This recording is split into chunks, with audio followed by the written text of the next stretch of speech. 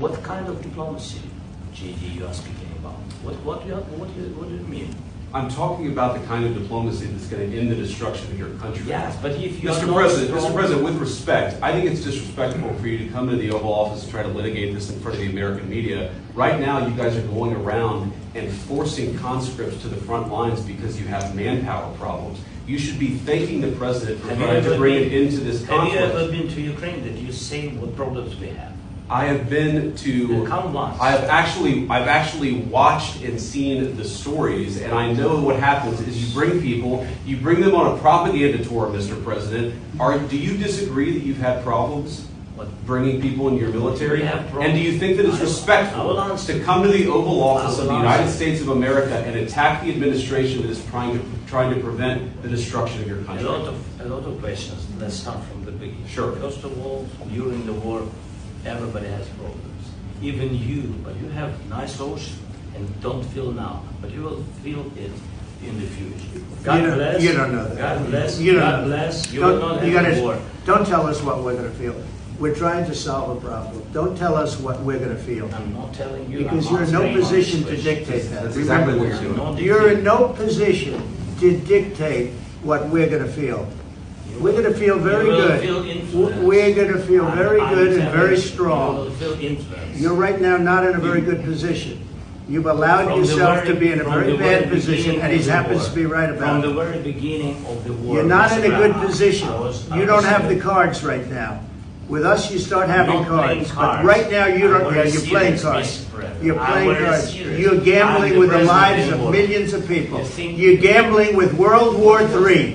You're gambling with World War III. And what you're doing is very disrespectful to the country, this country. It's back to you. Far more than a lot of people said they should have. Have you said thank you once this entire meeting? No, in this entire meeting, you said thank you. You went to Pennsylvania and campaigned for the opposition in October. Offer some words of appreciation for the United States of America and the president who's trying to save your country. Please, you think that if you will speak very loudly about the war, he's not speaking loudly. He's not speaking loudly. Your country is in big trouble. Wait a minute. No. You've done a lot of talking. Your country is in big trouble. I know. You're not winning. You're not winning this. You have a damn good chance of coming out okay because of us. Mr. President, we are staying in our country, staying strong from the very beginning of the war. We've been alone. And we are thankful. I said thanks. You haven't been alone. You haven't been alone. We gave you, through this stupid president, $350 billion.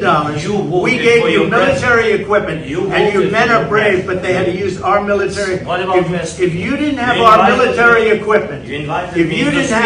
military equipment, this war would have been over in 2 weeks. In 3 days. I heard it from Putin. In 3 days. This is something maybe less. In 2 weeks, of course, yes. It's going to be a very hard thing to do business like this. Again, just say thank you. I said a lot of times to American people. Accept that there are disagreements, and let's go litigate those disagreements rather than trying to fight it out in the American media when you're wrong. We know that you're wrong. But you see, I think it's good for the American people to see what's going on. I understand, sir. I think it's very important. That's why I kept this going so long. You have to be thankful. You don't have the cards. You're buried there. Your people are dying.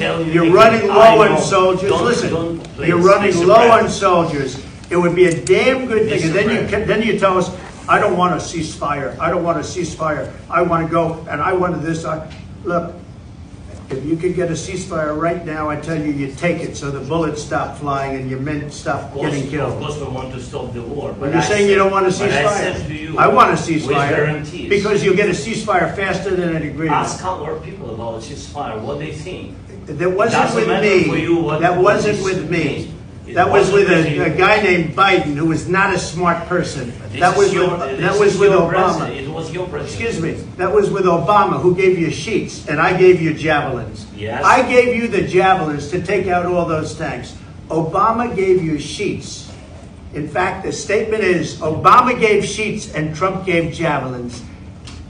You got to be more thankful, because let me tell you, you don't have the cards. With us, you have the cards. But without us, you don't have any cards. One more question to Mr. Vice President.